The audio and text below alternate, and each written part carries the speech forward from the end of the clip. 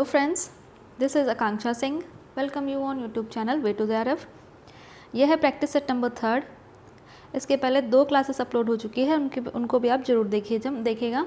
और ये practice set आपको टीजीटी, पीजीटी या होम साइंस से रिलेटेड आप और भी किसी कॉम्पिटिटिव एग्ज़ाम की प्रिपरेशन कर रहे हैं तो उसमें भी आपको ये हेल्प करेंगे। एंड उससे पहले अगर अभी तक आपने चैनल सब्सक्राइब नहीं किया है तो चैनल को भी सब्सक्राइब ज़रूर कर लीजिएगा एंड अपने फ्रेंड्स के साथ ज़्यादा से ज़्यादा शेयर करिए। तो स्टार्ट करते हैं। तो पहला क्वेश्चन है, is a broad concept that refers to mental activities involved in the acquisition, processing, organisation and use of knowledge. Means mental activity, और कौन सी मेंटल एक्टिविटी? मीन्स एक्विजिशन, किसी चीज़ को लर्न करना या किसी चीज़ को सीखना। प्रोसेसिंग मीन्स जो हम कोई रीजनिंग कर रहे हैं या कुछ कैलकुलेशंस कर रहे हैं। ऑर्गेनाइजेशन मीन्स आप कुछ प्लान कर रहे हैं या फिर कोई नॉलेज को यूज़ करके आप कोई काम कर रहे हैं। तो ये इस टाइप की जो मेंटल एक्टिविटीज़ होती हैं उसको हम क्या कहते हैं? ऑप्शंस क्या हैं? Cognition, Meta cognition, Meta reasoning and social cognition. तो हमने पढ़ा है कि जो मेंटल एक्टिविटीज़ होती हैं हम उसको क्या बोलते हैं? Cognitive process. तो ये हो जाएगा कॉग्निशन। और हमने डायरेक्शन की बात नहीं की है या हमने मल्टीपल टास्क की बात नहीं की है।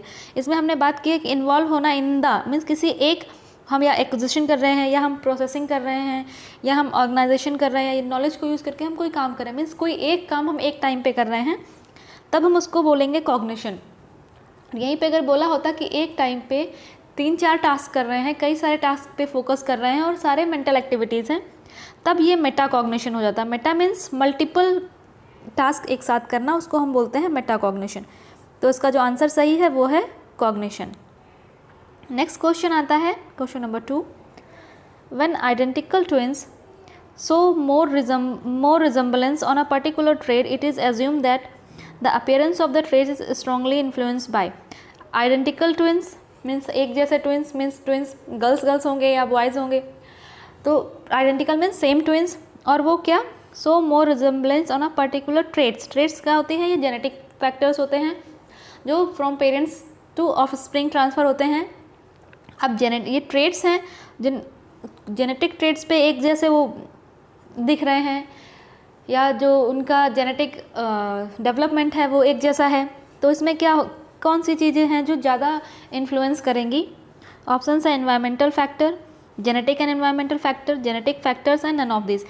तो हमने बात की है ट्रेट्स की। ट्रेट्स को हम मोस्टली जेनेटिक ट्रेट्स बोलते हैं या जेनेटिक फैक्टर्स। तो यहाँ पे आंसर जो सही हो जाएगा वो है जेनेटिक फैक्टर्स, क्योंकि इन्वायरमेंट में बहुत सारी चीज़ें हैं। कुछ बच्चे कुछ सीखते हैं, कुछ बच्चे कुछ और सीखते हैं, बट हमने यहाँ पे बात की है कि एक जैसे दिख रहे हैं। अब एक जैसे तो जेनेटिक फैक्टर्स ही होते हैं, तो ये genetic factor is the correct answer. Next question number 3। At the birth the length of baby's head equals about what proportion of his or her total body length? At the time of birth जो baby के head और body का proportion होता है वो क्या होता है? ऑप्शन है 1/2, 1/3, 1/4, 1/6।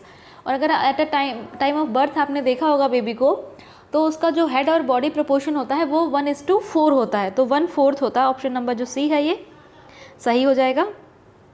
नेक्स्ट क्वेश्चन आता है question number 4। Trust and mistrust are the qualities of. जो ट्रस्ट और मिसट्रस्ट है ये क्वालिटी है किसकी? तो हमने एक थ्योरी पढ़ी थी ना, एरिक एरिक्सन की साइको सोशल डेवलपमेंट थ्योरी। उसमें हमने 8 स्टेजेस के बारे में पढ़ा था। जो एरिक एरिक्सन की साइको सोशल थ्योरी थी तो उसमें हमने 8 स्टेजेस के बारे में पढ़ा था, 8 स्टेजेस। तो उसमें ट्रस्ट वर्सेस मिसट्रस्ट जो है उसकी पहली स्टेज थी। तो ऑप्शन क्या सही हो जाएगा? Erik Erikson's first stage of psycho social development. Total हमने 7 स्टेज पढ़ी थी और इसमें जो ट्रस्ट वर्सेस मिसट्रस्ट वाली स्टेज थी ये फर्स्ट स्टेज है एरिक एरिक्सन की साइको सोशल डेवलपमेंट थ्योरी की। तो ऑप्शन नंबर ए जो है ये सही हो जाएगा। नेक्स्ट क्वेश्चन आता है question number 5।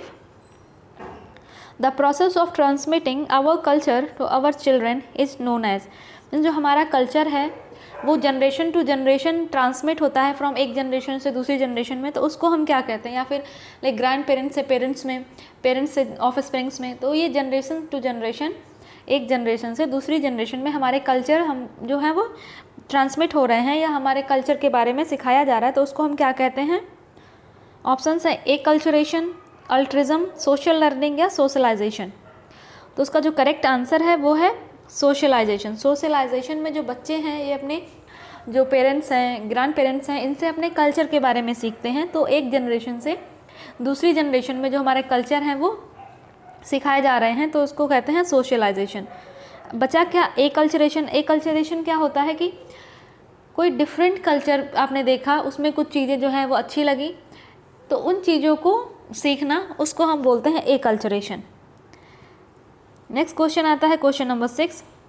Creative children display evidence of. जो क्रिएटिव चिल्ड्रंस होते हैं वो कैसे दिखते हैं, या हम बोल सकते हैं कि वो उनकी जो हैबिट्स होती हैं या उनका जो कॉन्फिडेंस होता है वो कैसे बिहेव करते हैं। ऑप्शंस क्या हैं? Persistent, high energy, self confidence, all of this. तो जो क्रिएटिव चिल्ड्रन होते हैं वो जो भी काम करते हैं वो फुल कॉन्फिडेंस के साथ करते हैं, पूरी एनर्जी के साथ करते हैं। तो इसका जो आंसर है वो ऑल ऑफ दिस, ये है जो करेक्ट आंसर हो जाएगा। तो क्रिएटिव चिल्ड्रन परसिस्टेंट होते हैं, मीन्स वो जो भी काम कर रहे हैं उसको पूरा करते हैं, पूरी एनर्जी के साथ पूरा करते हैं, और वो अपने कॉन्फिडेंस लेवल के साथ वो कॉन्फिडेंट होते हैं कुछ भी काम करने के लिए। तो ऑल ऑफ दीज इसका करेक्ट आंसर हो जाएगा। नेक्स्ट क्वेश्चन आता है question number 7। During which of the following stages does symbolic thought develop. कौन सी स्टेज में सिम्बॉलिक थॉट डेवलप होता है? तो हमने ये 4 स्टेजेस पढ़ी हैं, concrete operational, formal operational, pre operational and sensory motor. तो इनका सीक्वेंस क्या है?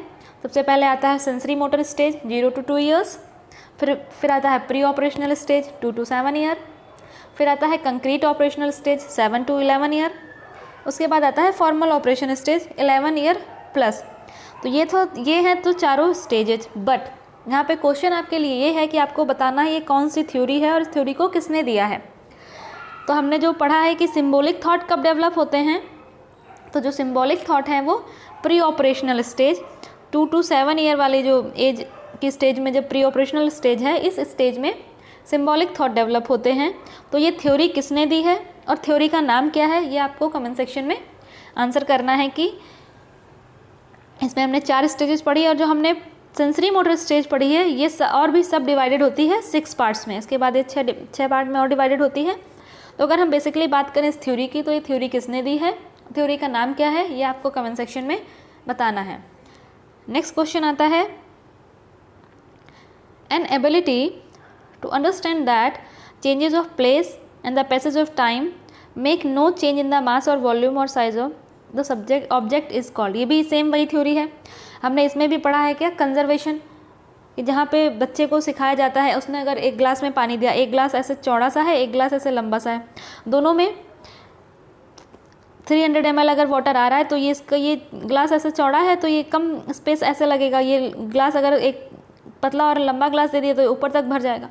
तो ये बच्चे को सिखाया जाता है, उसमें अगर स्पेस चेंज किया, वॉल्यूम चेंज किया या साइज़ चेंज किया, तब ये बच्चा समझने लगता है कि जो एक्चुअल अमाउंट था, जैसे 300 ml वाटर था, तो अब इस ग्लास में रखो या इस ग्लास में रखो, पानी का जो वॉल्यूम था उतना ही रहेगा, बस शेप चेंज हो रहा है। तो जब ये कंजर्वेशन वाली, मीन्स एक स्टेज से दूसरी स्टेज में अगर कोई चीज़ चेंज हो रही है तो बच्चा ये समझने लगता है ये कौन सी स्टेज होती है, उसको हम बोलते हैं कंजर्वेशन।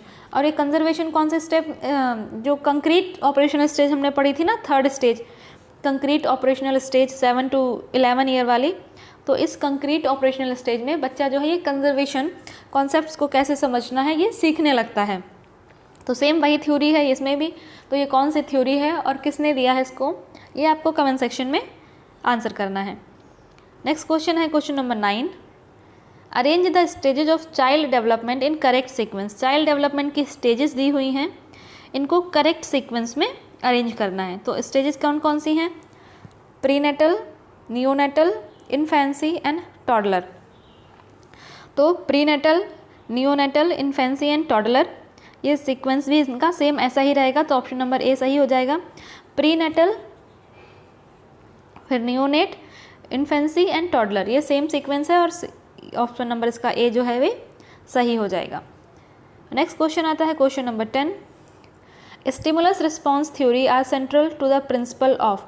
हमने पढ़ा है ना stimulus response theory Ivan Pavlov की, वो इवान पैवलो का डॉग वाला थ्योरी जो है उसमें इसमें क्या होता है, स्टिमुलस पहले और उसके बाद इसका रिस्पॉन्स। पहले डॉग है, उसको खाना दिया, खाना देख के उसके मुंह में सलाइवेशन हुआ, उसके बाद सेम टाइम पे अगले दिन सिर्फ बेल बजा के उसके सामने बेल बजाया, उसमें कोई सलाइवेशन नहीं हुआ, मीन्स कोई स्टिमुलेशन नहीं हुआ। फिर अगले दिन उसको खाना दिया और सेम टाइम पे बेल बजाई तो उसको सलाइवेशन हुआ। कुछ दिन तक यही प्रोसेस कंप्लीट किया। उसके बाद फिर कुछ टाइम बाद सिर्फ बेल बजाई, खाना नहीं दिया, तो उसको कुत्ते को, जो उसका डॉग था, उसको समझ में आया कि बेल बजी है तो खाना भी आएगा, तो उसके मुंह में ऑटोमेटिक सलाइवेशन होने लगा। तो ये है स्टिमुलस रिस्पॉन्स थ्योरी। मीन्स पहले जब डॉग को खाना दिया तो खाने को देख के उसके मुंह में सलाइवेशन हुआ, खाने को देख के उसमें स्टिमुलस हुआ तो उसने रिस्पॉन्स किया। उसके बाद कुछ टाइम बाद उसको सेम टाइम पे बेल बजाया, उसको खाना नहीं दिया तो उसके मुंह में सलाइवेशन नहीं हुआ, मीन्स वहाँ पे वो अनकंडीशनल स्टिमुलस था। फिर कंडीशनल और अनकंडीशनल स्टिमुलस दोनों को कंबाइन कर दिया, मीन्स खाना दिया और बेल भी बजाई तो डॉग के मुंह में क्या, सलाइवेशन हुआ। फिर कुछ टाइम तक वो कंटिन्यू किया। उसके बाद फिर क्या किया, सिर्फ बेल बजाई, खाना नहीं दिया, बट वो डॉग को ऐसा कंडीशन हो गया था कि जब भी बेल बजेगी खाना आएगा, या जब भी खाना आएगा तो बेल बजेगी, तो ऑटोमेटिक उसके माउथ में सलाइवेशन हुआ। तो ये स्टिमुलस रिस्पॉन्स थ्योरी इवान पैवलो ने दी थी, जिसमें उन्होंने क्या बात की है, कंडीशनिंग की। नेक्स्ट क्वेश्चन आता है question number 11, behaviourism began with the work of. Behaviourism theory के बारे में हमने पढ़ा है। तो ये बिहेवियरिज्म थ्योरी किसने दी थी, तो बिहेवियरिज्म थ्योरी दी थी जॉन वॉटसन ने। नेक्स्ट क्वेश्चन है question number 12, a play in which young children play independently beside other children rather than with them. Means बच्चे, यंग चिल्ड्रन इंडिपेंडेंटली खेल रहे हैं beside children rather than with them. Means कई सारे अगर बच्चे खेल रहे हैं, वो एक साथ खेल रहे हैं, तो वो अपना अपना गेम, एक खेल तो एक ही जगह पे रहे हैं लेकिन वो एक दूसरे के साथ नहीं खेल रहे हैं, वो अपना अपना गेम खेल रहे हैं। जैसे दो बच्चे हैं, ये अपना कुछ और गेम खेल रहा है, ये अपना कुछ और गेम खेल रहा है सेम ग्राउंड में। मीन्स बच्चे खेल तो रहे हैं लेकिन एक दूसरे से कोऑपरेट नहीं कर रहे हैं या एक दूसरे के साथ नहीं खेल रहे हैं, तो इसको हम क्या बोलते हैं, तो इसको हम बोलते हैं पैरेलल प्ले। मीन्स एक दूसरे के बराबर पे खेल रहे हैं लेकिन एक दूसरे के साथ नहीं खेल रहे हैं, इसको हम बोलते हैं पैरेलल प्ले। यही अगर ये एक दूसरे के साथ खेलते हैं तो हम उसको बोलते हैं cooperative play. On looker play means कोई बच्चा एक खेल रहा है, दूसरा बच्चा उसको देख रहा है, ऑब्जर्व कर रहा है, तो उसको हम बोलते हैं ऑन लुकर प्ले। तो इसका जो करेक्ट आंसर है वो हो जाएगा पैरेलल प्ले। नेक्स्ट क्वेश्चन आता है, कंपोनेंट्स ऑफ मोरालिटी आर। मोरालिटी के कंपोनेंट्स क्या हैं, मीन्स मॉरल बिहेवियर। तो ऑप्शंस क्या हैं, behavioural, cognitive, emotion, all of these. तो जब हम बात करते हैं नैतिकता के कंपोनेंट क्या हैं, तो वो ऑल ऑफ दीज इसका करेक्ट आंसर हो जाएगा। बिहेवियर भी है, कॉग्निशन भी है, इमोशन भी है, तो ऑल ऑफ दीज इसका करेक्ट आंसर हो जाएगा। नेक्स्ट क्वेश्चन है, developmental task for different stages of human life span are given by. हमने पढ़ा ना डेवलपमेंटल टास्क, हम पूरी लाइफ साइकिल के लिए, लाइफ स्पैन के लिए बहुत सारे डेवलपमेंटल टास्क हैं। तो ये डेवलपमेंटल टास्क किसने दिए थे, ऑप्शंस क्या हैं, John हैविंगहर्ट्स, Robert J हैविंगहर्ट्स, Robinson हैविंगहर्ट्स and none of these. तो जो हम अगर बात करें डेवलपमेंटल टास्क की, तो उसको दिए थे रॉबर्ट जे हैविंगहर्ट्स ने। नेक्स्ट क्वेश्चन आता है, is known as prenatal life support system. इनमें से किसको prenatal life support system कहा जाता है, ऑप्शंस क्या हैं, amniotic fluid, placenta, umbilical cord या वर्निक्स। तो अगर हम बात करें कि prenatal life support system क्या है, तो वो है प्लेसेंटा। एमनियोटिक फ्लूइड, ये फ्लूइड जो है ये एमनियन लेयर के पास पूरा फ्लूइड होता है, जो ग्रोइंग फीटस है उसको बाहर के शॉक से, जग से बचाने के लिए होता है एमनियोटिक फ्लूइड। और वर्निक्स क्या होता है, जो न्यूबॉर्न बेबी है उसकी स्किन पे एक चिपचिपा वैक्स लाइक मटेरियल लगा होता है, उसको हम बोलते हैं वर्निक्स, जो उसकी स्किन को चैपिंग या स्किन में स्क्रैचेज आने से बचाता है। और अगर हम बात करें लाइफ सपोर्ट सिस्टम की, तो वो होता है प्लेसेंटा। प्लेसेंटा क्या करता है, जो ग्रोइंग फीटस है उसको न्यूट्रिएंट्स प्रोवाइड करना और वहाँ से वेस्ट मटेरियल को वापस बाहर लेके आना, तो ये काम होता है प्लेसेंटा का। और जो क्वेश्चन था आपके लिए कि जो सेंसरी मोटर स्टेज है, pre operational stage, concrete operational, formal operational stage, तो ये कौन सी थ्योरी की स्टेजेज हैं और इस थ्योरी को किसने दिया था। एंड आंसर करना है आपको कमेंट सेक्शन में। वीडियो अगर आपको अच्छा लगा हो तो लाइक एंड शेयर जरूर करिए। अगर अभी तक आपने चैनल सब्सक्राइब नहीं किया है तो चैनल को भी सब्सक्राइब जरूर कर लीजिएगा। मिलते हैं नेक्स्ट वीडियो में, तब तक के लिए wish you all the very best, good luck, bye bye.